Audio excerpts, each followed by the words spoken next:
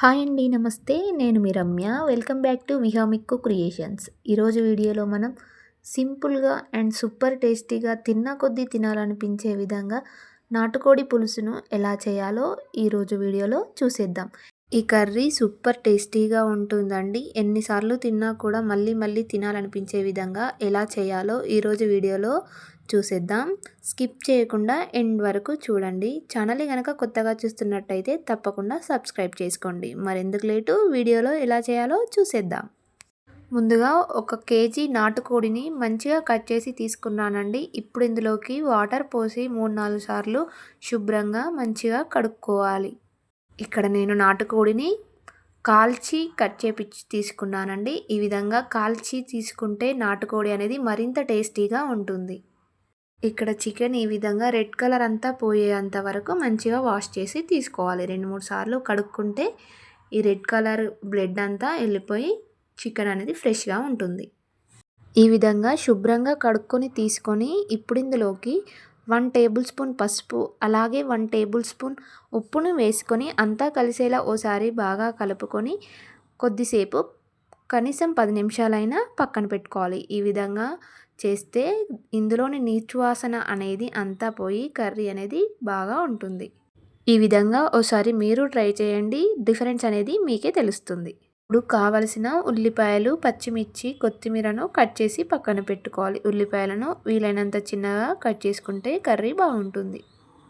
10 నిమిషాల తర్వాత ఉప్పు, పసుపు కలిపి పెట్టుకున్న చికెన్ని తీసుకొని వాటర్ పోసి మరొకసారి మంచిగా కడుక్కొని పక్కన పెట్టుకోవాలి. ఇప్పుడు ఒక కడాయి తీసుకొని స్టవ్ మీద పెట్టి హీట్ అయ్యాక 4-5 టేబుల్ స్పూన్ల ఆయిల్ని వేసుకోవాలి. నాన్ వెజ్లోకి ఆయిల్ అనేది కొంచెం ఎక్కువగా ఉంటేనే కర్రీ అనేది బాగుంటుందండి. ఆయిల్ హీట్ అయ్యాక 3-4 బగారా ఆకులను వేసుకోవాలి. అలాగే 2 లవంగాలు, 2 యాలకులను వేసుకోవాలి. తర్వాత 1/2 టేబుల్ స్పూన్ జీలకర్రని వేసుకోవాలి. జీలకర్ర నచ్చకపోతే స్కిప్ చేయొచ్చండి. చాలామంది చికెన్లో జీలకర్ర యూస్ చేయరు. నచ్చకపోతే స్కిప్ చేయొచ్చు. ఈ విధంగా జీలకర్ర యాడ్ చేస్తే టేస్ట్ అనేది బాగుంటుంది. తరువాత కట్ చేసి పెట్టుకున్న పచ్చిమిర్చిలను వేసుకోవాలి. అలాగే కట్ చేసి పెట్టుకున్న ఉల్లిపాయలను కూడా వేసుకొని ఓసారి అంతా కలిసేలా బాగా కలుపుకొని కొంచెం మగ్గించుకోవాలి. ఉల్లిపాయలు ఈ విధంగా కొంచెం మగ్గినాక ఇప్పుడు ఇందులోకి కొంచెం కొత్తిమీరను యాడ్ చేసుకోవాలి. అలాగే 1/2 టేబుల్ స్పూన్ పసుపును కూడా వేసుకొని ఓసారి అంతా కలిసేలా కలుపుకొని మరికొంచెం సేపు మగ్గించుకోవాలి.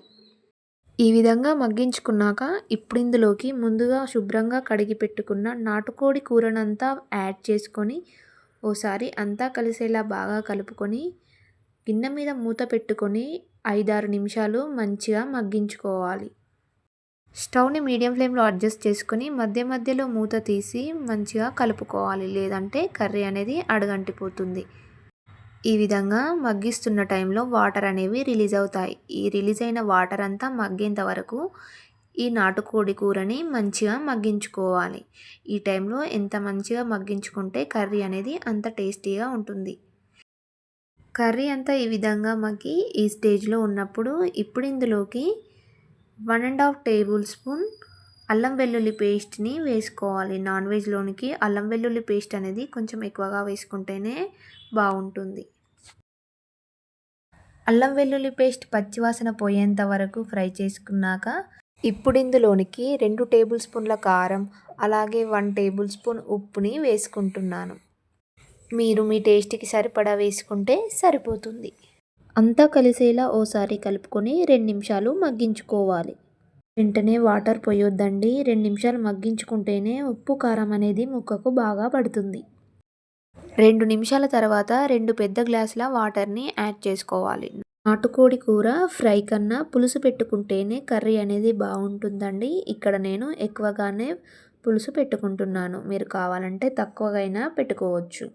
ఇప్పుడు దీనిని అంతా ఓసారి కలుపుకొని గిన్నె మీద మూత పెట్టుకొని 10-15 నిమిషాలు మంచిగా మగ్గించుకోవాలి. నాటుకోడి కూర ఉడకడానికి కొంచెం టైం పడుతుంది కాబట్టి మూత పెట్టుకొని మంచిగా మగ్గించుకోవాలి. మధ్య మధ్యలో కలుపుకుంటూ ఉండాలి.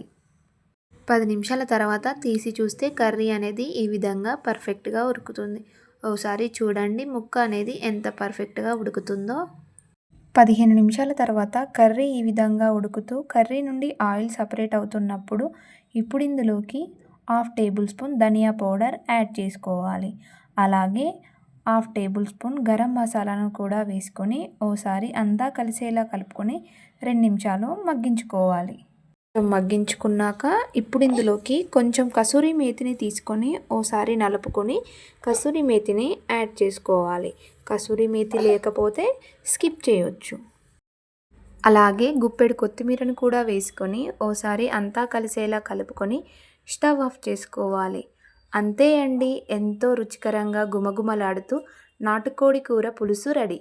ఇది వేడివేడి అన్నంలోనికి, చపాతీలోనికి, రోటీస్లోనికి పెట్టుకొని తింటే ఎంతో రుచికరంగా ఉంటుంది.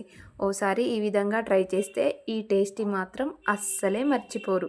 ఈ విధంగా స్పెషల్ డేస్లో, ఫెస్టివల్ టైంలో మీరు ఓసారి ట్రై చేసి మీ ఫీడ్బ్యాక్ని మా కమెంట్లో చెప్పండి.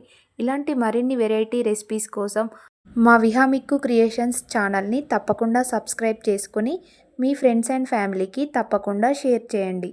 మరొక రెసిపీతో మళ్ళీ కలుద్దాం. Thank you for watching our video.